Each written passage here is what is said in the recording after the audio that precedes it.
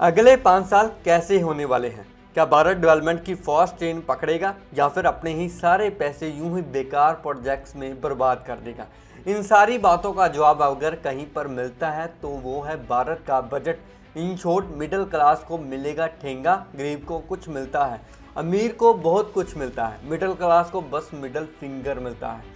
Middle class चुपचाप अपना tax भरता है और उसका पैसा यूपीएससी के स्कैमर्स को अमीर बनाने में जाता है या फिर ऐसे पुल बांधने में जो कभी भी गिर सकते हैं।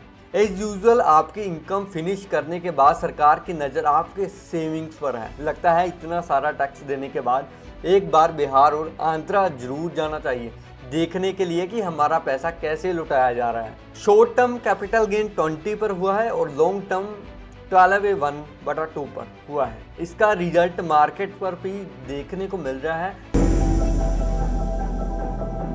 मिडिल क्लास को क्या मिला? क्या टैक्स का बर्डन हल्का हुआ? मोदी जी की थर्ड टर्म में उनका फोकस कौन से एरियाज में होने वाला है? हम हमारे टैक्स के वैसे बड़े भरोसे से सरकार के हवाले करते हैं। ये पैसे हम बड़ी मेहनत से कमाते हैं। अगर ये पैसे सरकार ठीक से यूज नहीं करती तो इसमें सरकार से ज़्यादा हमारा नुकसान होता है। इसलिए एक चौकीदार की तरह सरकार पर नज़र रखनी पड़ती है।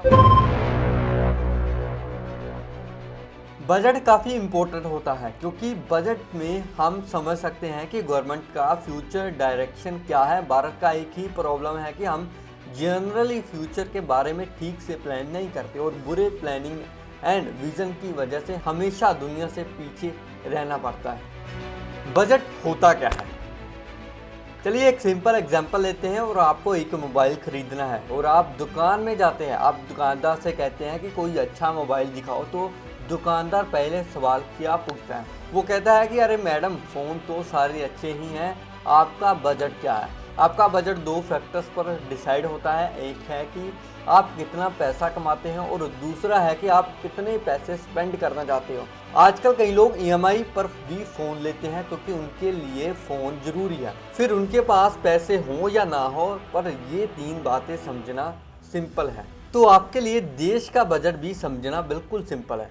जैसे आपका इनकम होता है वैसे देश का रेवेन्यू होता है। ये रेवेन्यू टैक्स से आ सकता है, जैसे कि income tax, GST, custom duty या फिर नॉन टैक्स रेवेन्यू भी हो सकता है।